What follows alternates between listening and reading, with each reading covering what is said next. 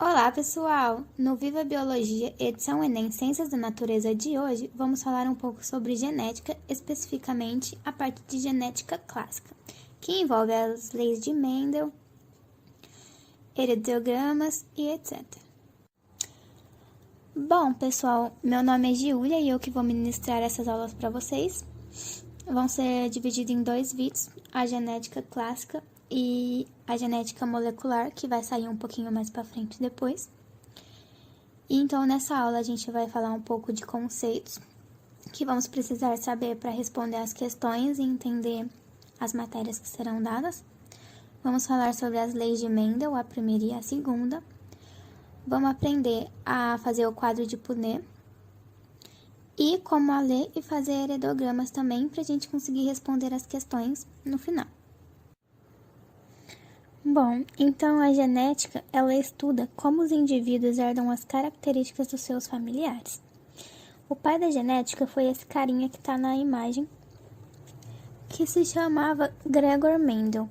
Ele nasceu em 1822 e morreu em 1884. O Mendel, ele era um biólogo botânico e também ele era um monge austríaco. Os pais dele eram camponeses, e então enquanto os pais dele estavam trabalhando no campo, ele ficava observando e estudando as plantas à sua volta. Porém, um dia teve um acontecimento com a sua família e ele teve que fazer uma escolha muito decisiva em sua vida. E nessa escolha, ele decidiu entrar para o mosteiro. Então, lá no mosteiro, ele foi ordenado a padre e estudou teologia e línguas. E depois, esse mosteiro enviou ele para a universidade para estudar ciências naturais. Então, a partir daí, começou a carreira dele como biólogo. E aí, voltando ao mosteiro, ele começou a plantar e estudar as ervilhas, que era a planta mais rápida que se reproduzia. Então, ia dar um dinamismo no seu estudo. E aí, com isso, ele formulou as leis relativas à hereditariedade, mudando o rumo da biologia e da genética. Para podermos entender um pouco mais sobre o que vamos ver nessa aula e um pouco mais sobre as leis de Mendel, precisamos de alguns conceitos. O primeiro deles é cromossomo. O que é um cromossomo? Bom, ele é o que carrega o material genético condensado, ou seja, o DNA bem enroladinho e organizado para que caiba dentro das células. Os humanos possuem 23 pares de cromossomos, ou 46 cromossomos, incluindo 22 autossômicos e 2 sexuais. Os sexuais é os famosos X e Y. Os X são os que determinam os indivíduos que nascem com o sexo biológico feminino, e os Y são os que determinam os indivíduos que nascem com o sexo biológico masculino. Na imagem está representado um par de cromossomo. Então, os cromossomos são responsáveis por controlar todas as funções do nosso organismo. No próximo slide, vamos ver um quadro com os cromossomos reais do corpo humano.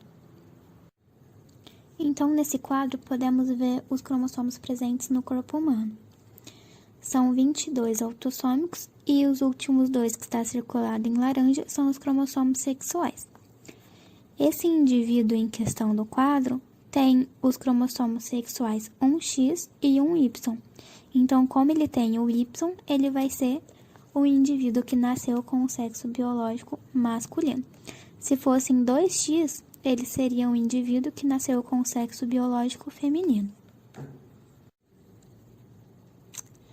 O locus é um local do cromossomo onde se localiza um gene. É como se fosse uma parte escolhida pela gente para estudar determinado gene. Mas o que é um gene? O gene é um segmento da molécula de DNA capaz de determinar uma característica. É como se nós tivéssemos a fita de DNA e a gente escolhesse um pedaço dele para estudar a característica expressa nesse local. Então, na imagem, a gente está representando um locus, que é o nosso local definido, e nesse local definido está o nosso gene a ser estudado. O Mendel, quando ele estudou isso, ainda não existia a definição de gene, então ele chamava como unidade elementar da hereditariedade. Genes alelos. Os genes alelos são os genes que ocupam o mesmo locus nos cromossomos homólogos. O que são cromossomos homólogos? São o parzinho do outro. Lembra que eu tinha falado mais pra cima que existem pares de cromossomos. Então, a complementação dele é o homólogo dele, igual mostrado na imagem. Os genes dominantes e os genes recessivos são os que se expressam mais ou os que se expressam menos. Os que têm maior expressividade são os chamados dominantes, e eles são representados por letras maiúsculas, por exemplo, azão, azão. E os genes recessivos, que são os que se expressam menos, são representados por letras minúsculas, o exemplo de azim, azim. Você pode usar qualquer letra para representar um gene. Por exemplo, se você quer falar sobre a dominância de ervilhas verdes, você pode usar o V para você lembrar que você está falando do verde. Quando nós falamos em algum lugar homozigoto ou heterozigoto, estamos querendo representar os genes alelos para alguma característica. Por exemplo, homozigoto vai ser quando representa dois genes alelos iguais para uma característica. E heterozigoto vai ser quando a gente representa dois genes alelos diferentes para uma característica. Ou seja, no homozigoto vão ser duas letras iguais, por exemplo, azão, azão ou azim, azim. E o heterozigoto, ele vai ser as letras diferentes, por exemplo, azão, azim. Os homozigotos, então, são chamados de puros, porque eles são iguais, e os heterozigotos de híbridos, por serem diferentes. Na genética, também temos termos genótipo e fenótipo. E o que é cada um deles? Genótipo é a constituição gênica do indivíduo, é o que a gente não pode ver a olho nu. Ou seja, um indivíduo pode ter azão, azim no seu gene, e ao olharmos eles, vamos ver apenas o A, que é o dominante. Então, quando olhamos e vemos apenas o A, estamos falando de fenótipo, que é a aparência do indivíduo. Mas quando olhamos geneticamente e vemos azão, azim, estamos falando do genótipo. Vale lembrar também que o fenótipo ele é influenciado pelo genótipo mais o ambiente. Por exemplo, a pessoa pode ter tal genótipo, só que mora num local que não tem muito sol, então a sua pele pode ser mais clara do que ela poderia expressar. Ou ela mora num ambiente que tem muito sol, então a sua pele pode ser mais escura do que ela iria expressar. Temos também o conceito de gêmeos monozigóticos, que caiu em uma das questões do Enem, ou também chamados como univitelinos. Esses são aqueles gêmeos idênticos, porque eles vieram do mesmo óvulo de um só espermatozoide, então eles têm o mesmo material genético. Mas temos outros tipos de gêmeos, que são os gêmeos dizigóticos, que vieram de dois óvulos diferentes e dois espermatozoides diferentes. Geralmente, esses gêmeos, eles nascem bem distintos e podem nascer com sexos opostos. Agora que terminamos de ver alguns dos conceitos, vamos falar da primeira lei de Mendel. Bom, o Mendel, ele analisou as ervilhas e descobriu que na primeira geração, nascia todas as ervilhas iguais a um só parental, como podemos ver na imagem ao lado. E na segunda geração, a característica que havia sumido na primeira geração, ela retornava. Então ele concluiu que o traço de um dos pais ficava recesso, porque existia um traço que era dominante, que no caso eram as sementes lisas. Então, a primeira lei que ele criou era a lei da segregação, que cada característica é determinada por dois genes alelos que se separam na gametogênese, passando apenas um gene para cada gameta. Então, na imagem, a geração P é os parentais, que é a geração pura, com um pai R1, recessivo, e o outro pai R1, dominante. Quando cruzaram os dois, nasceu a geração F1, que deu 4 descendentes iguais, todos R1, ou seja, todos híbridos. Com a autofecundação dessa geração F1, ou seja, R1 cruzando com Errom-Errim, teve mais 4 descendentes. E, entre os 4, um deles expressou a característica recessiva dos avós. E os outros 2 foram híbridos e o outro foi puro, totalmente dominante. Com uma proporção, então, fenótipica de 3:1. Olhando agora, então, os cruzamentos no quadro de Punnett, podemos ver todos os descendentes como ficaram. Na geração pura, quando cruzada, então, saiu a geração F1, que é o primeiro quadro, sendo que todos os descendentes foram híbridos. E no cruzamento do F1, saiu a geração F2, com 4 descendentes, sendo 2 puros e 2 híbridos. Só que entre os puros, um foi totalmente recessivo e um totalmente dominante. Agora, já na segunda lei, Mendel diz que é a lei da segregação independente, porque genes que determinam características diferentes distribuem-se aos gametas de maneira totalmente independente, formando todas as combinações possíveis. Ou seja, cada cromossomo vai expressar uma característica diferente independentemente. Anteriormente, a gente estava falando apenas da característica lisa ou rugosa. Agora, na segunda lei, vamos falar das duas características, lisa ou rugosa e verde ou amarela. Então, no cruzamento da geração P, que é a geração dos parentais e puras, vamos ter um pai expressando o gene Vzin e Errim, totalmente recessivo, e o outro pai expressando Vzão e Errom, totalmente dominante. O cruzamento desses dois parentais vai acarretar a geração F1, que vai ser uma geração totalmente híbrida, de Vzin e Errom. Então, com o cruzamento dessa geração F1, Vzin, Errom, cruzando com Vzin, Errom, vamos gerar a geração F2, que vai ter 16 indivíduos, sendo que 4 deles vão ser dominante, totalmente dominante, ou seja, vai expressar a característica lisa e amarelo. 3 deles vão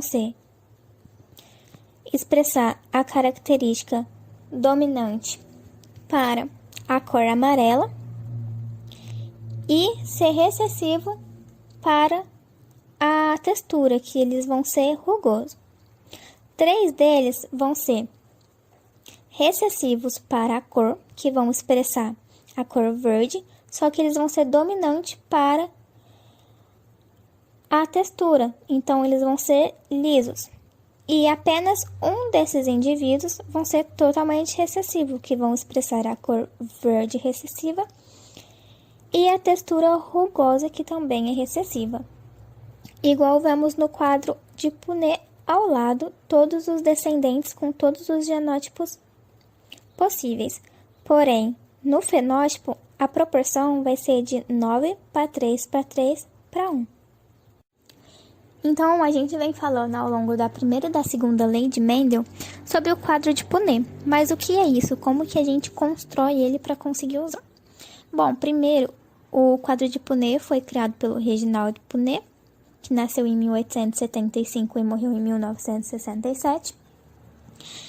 E ele coloca os possíveis gametas de cada indivíduo no quadro para a gente conseguir descobrir os genótipos dos descendentes. Então, para isso, a gente tem que pegar o genótipo dos pais e ver quais as possibilidades de combinação que tem entre eles para colocar no quadro. Então, o quadro deve ser construído colocando na primeira coluna os possíveis gametas de um indivíduo e na primeira linha os possíveis gametas do outro indivíduo. Igual aqui no nosso exemplo, vão ser pais híbridos, ou seja, vai ser um Azão Azim cruzando com um Azão Azim. para apenas uma característica, que vai ser a primeira lei de Mendel. Então, os gametas possíveis para o indivíduo 2, que é azão mazim, é um ser azão e o outro azim. E para o indivíduo 1, a mesma coisa, porque eles são iguais, híbridos. Então, para a gente conseguir fazer esse cruzamento, a gente vai pegar uma linha e uma coluna, igual aqui em vermelho. A gente vai pegar o exemplo do azinho da coluna e puxar com o azinho da linha. Então, nesse quadrado que representa esses dois, vai ser azinho e azinho. Se a gente for pegar o quadrado que representa os dois azão, vai ser o primeiro quadradinho. Então, a gente vai puxar um azão e o outro azão e vai ficar um gameta azão-azão. Para a segunda lei de Mendel, é um pouco mais complicadinho fazer o quadro, porque como a gente vai ter duas características, a gente vai ter mais possibilidades de gametas. Então, vamos usar o exemplo dos parentais híbridos. Eles vão ter a característica amarelo ou verde e lisa ou rugosa. Então, vai ser Vzão, Vzim, Rão, Rim, cruzando com Vzão, Vzim, Rão, Rim. Então, duas características. Para a gente fazer isso de forma para a gente não se perder, a gente vai fazer uma distributiva com os gametas de um dos indivíduos. Então, a gente vai escrever igual aqui na imagem, Vzão, Vzim e Rão, Rim. E distribuir o Vzão com o Rão e anotar. Depois, o Vzão com o Rim e anotar. Depois, a gente vai pegar o Vzinho. Então, vai pegar o Vzinho com o Rão, anota. Vzinho com o Rrinho, anota. Então, a gente vai ter esses 4 tipos de gametas diferentes para essas duas características para a gente fazer o quadro. Como os dois pais têm os mesmos gametas, então vai ser isso aqui para os dois. Mas caso fosse diferente, você ia ter que fazer a distributiva para o outro indivíduo. Daí, esses possíveis gametas que nós conseguimos através da distributiva, nós vamos colocar no quadro. Então, esse quadro, ele vai ter uma coluna e uma linha com 4 gametas diferentes. Uma do primeiro indivíduo e uma do segundo indivíduo. Então, vai ficar na primeira linha, igual podemos ver. Vzão é Rão, Vzão é Rim, Vzinho é Rão e Vzinho é Rim. E na coluna também. E vai ser a mesma coisa do outro para a gente conseguir completar ela. Por exemplo, esse aqui que eu já resolvi. A gente vai pegar a linha Vzão é Rim e puxar a coluna Vzão é Rim. E aí, o que vai virar de genótipo vai ser Vzão, Vzão, Rim, Rim. Então, esse indivíduo em específico que fizemos, ele vai ser dominante para uma característica e recessivo para outra característica. Agora, aqui no último, que está circulado em vermelho, como ficaria? Vamos pensar um pouco. A gente vai puxar, então, a linha do Vzão é Rão até ele. E aí, a gente vai descer a coluna do Vzinho é Rim. Então, ele vai ser um indivíduo híbrido, porque ele vai ficar Vzão, Vzinho e Rão, Rim. Então, aqui temos alguns exemplos completos, que foram os que a gente usou para explicar a primeira e a segunda lei de Mendel. No primeiro quadro, então, nós temos os pais totalmente puros, com genótipo Rão e Rim, que vai criar esses descendentes totalmente híbridos. No segundo quadro, nós já temos pais híbridos, que é Rão, Rim, cruzando com Rão, Rim. E aí, os descendentes vão sair 4 deles. E então, um vai ser Rão, 2 deles vão ser híbridos Rão, Rim. E um vai ser puro também, só que recessivo. É legal lembrar essas tabelas, porque aí a gente consegue responder as outras questões sem precisar ficar fazendo elas sempre. Agora, a terceira tabela, que já é usando a segunda lei, né? E a distributiva, com os genótipos. Completa, ela vai ficar assim. Então, vai ser a proporção de 9 para 3 para 3 para 1, olhando no fenótipo dos indivíduos ao todo. Só que vão ser 16 possibilidades. Agora vamos falar um pouco dos heredogramas, o nosso último tópico antes de ir para as questões. O que são heredogramas?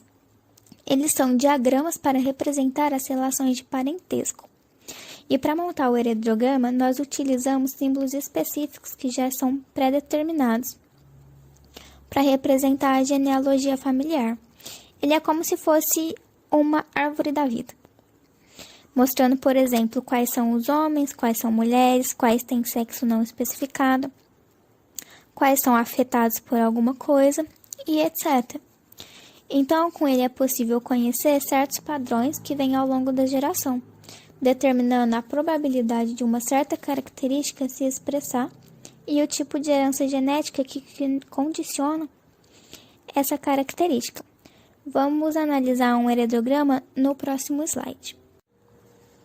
Então, aqui nesse heredograma, em específico, estamos analisando a característica orelha solta ou presa. Os quadradinhos, então, representam os homens, os círculos representam as mulheres. Mas, como a gente sabe, quem é quem aqui?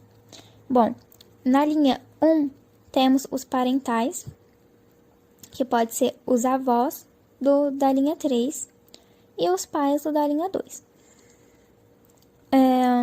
Então, eles tiveram 3 filhos, o 2, o 3 e o 4, e o 2 se casou com o 1 e o 4 se casou com o 5.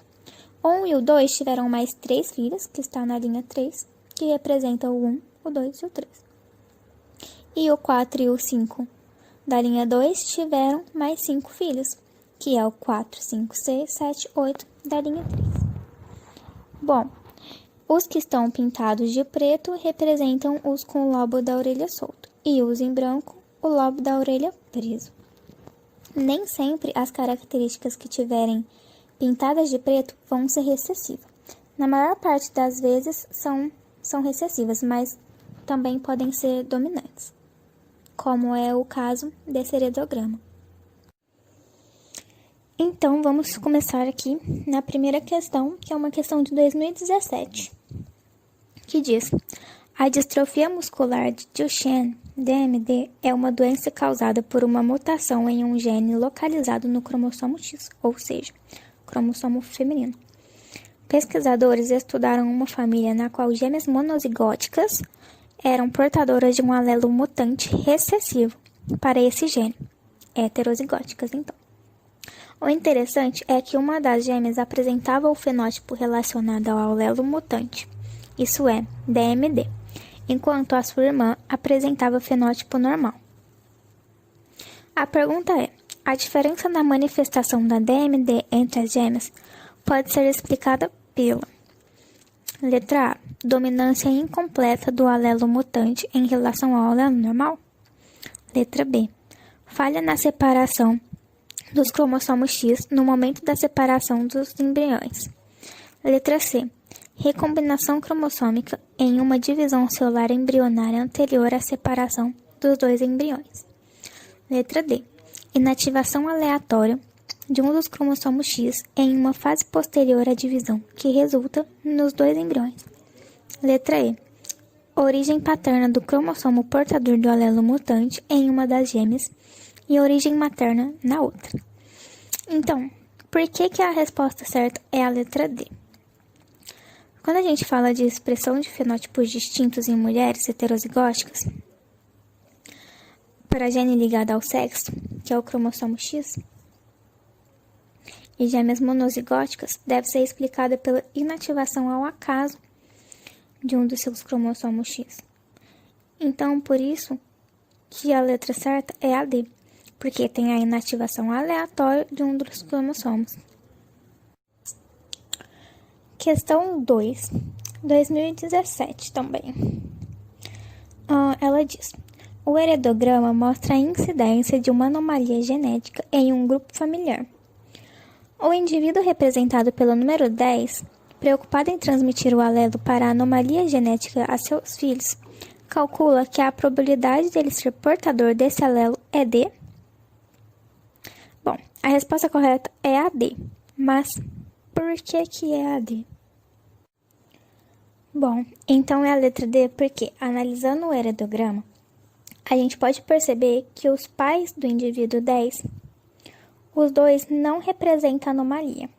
Só que se a gente olhar para cima, a gente pode ver que os antepassados, eles representam a anomalia. Então, a gente pode pensar na primeira lei de Mendel, como a primeira fileira sendo os parentais, o P, a segunda sendo o F1 e a terceira F2.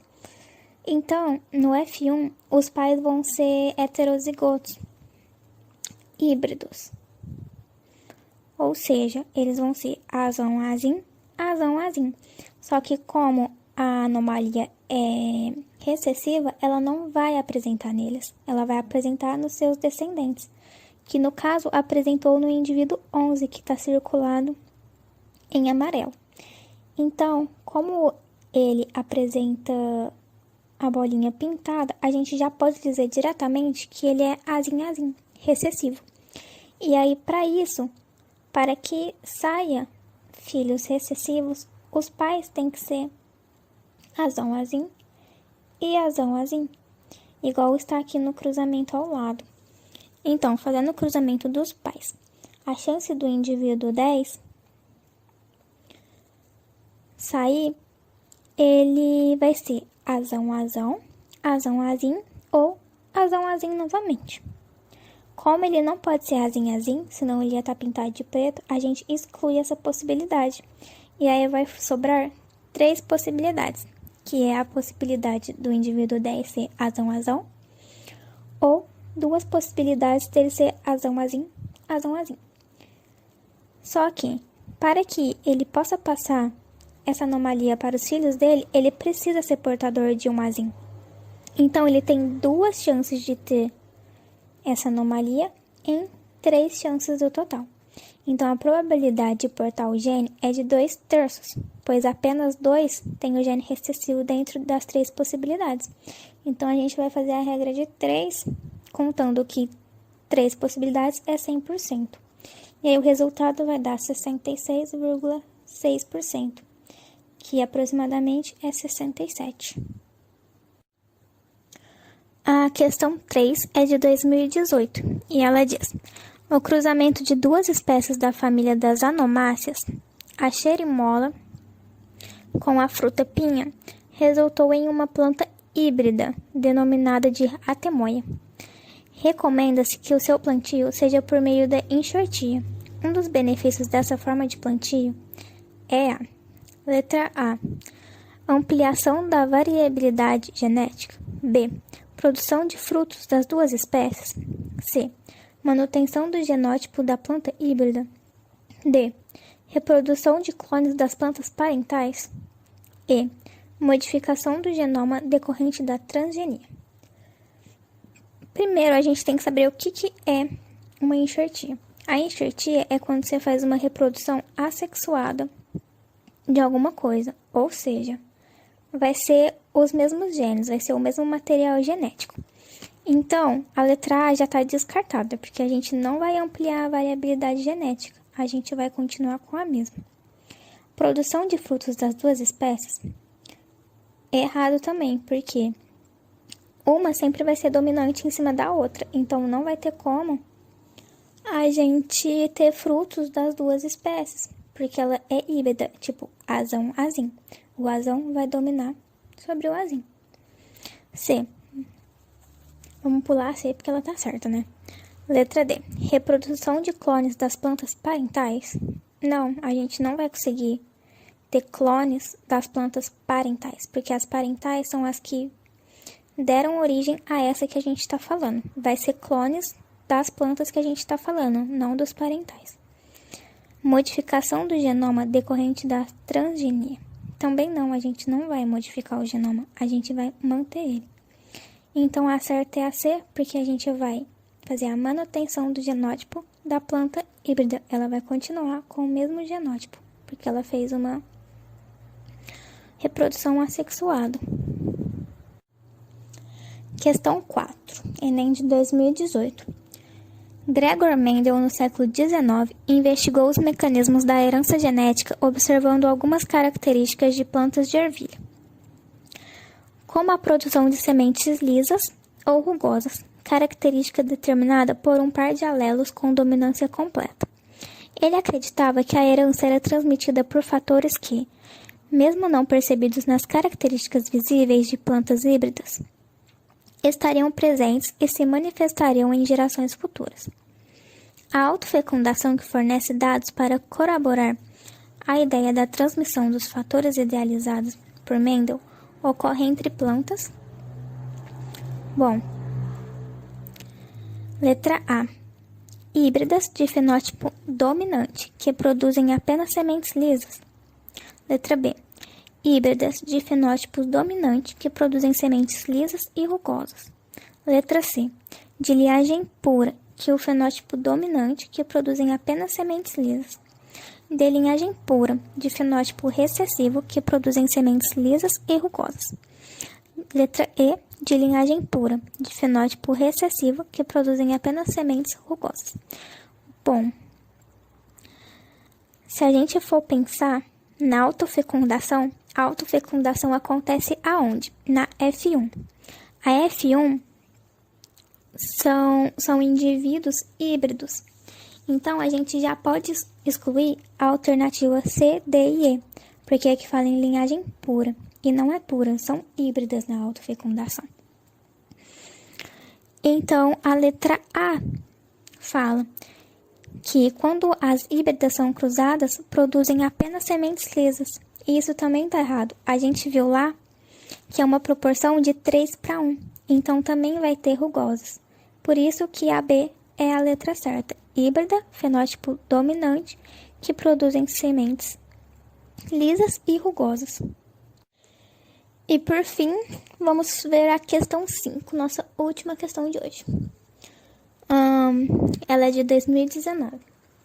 Com base nos experimentos de plantas de Mendel, foram estabelecidos 3 princípios básicos, que são conhecidos como leis da uniformidade, segregação e distribuição independente. A lei da distribuição independente refere-se ao fato de que os membros de pares diferentes de genes segregam-se independentemente uns dos outros para a prole. Hoje sabe-se que isso nem sempre é verdade. Por quê? Letra A. A distribuição depende do caráter de dominância ou recessividade do gene. Letra B. Os organismos nem sempre herdam cada um dos genes de cada um dos genitores. Letra C. As alterações cromossômicas podem levar a falhas na segregação durante a meiose. Letra D. Os genes localizados fisicamente próximos no mesmo cromossomo tendem a ser herdados juntos. Letra E. O cromossomo que contém 2 determinados genes pode não sofrer a disjunção na primeira fase da meiose. Então, a letra certa é a letra D. Por que é a letra D? Os genes localizados no mesmo cromossomo estão em linkage, apresentando segregação dependente, o que consiste em uma exceção da segunda lei de Mendel, que fala que é independente. Ou seja, quanto mais próximos esses genes estão no mesmo cromossomo, maior a probabilidade de serem herdados juntos. Por isso que a letra D está correta. Então é isso, pessoal, que eu tinha para passar para vocês hoje. Se vocês curtiram, deixe seu joinha positivo. Se não curtiram, deixe seu joinha negativo, porque isso vai ajudar muito a gente a avaliar como está sendo o nosso projeto, nossas aulas ao longo do ano. Se vocês ficaram com alguma dúvida, deixe aqui embaixo nos comentários, que depois eu vou responder todo mundo. E se inscreva no canal para ver as próximas aulas que vem por aí, muito boas, dos próximos professores e a minha próxima aula de genética molecular que vem por aí. Então, até lá. Um beijo.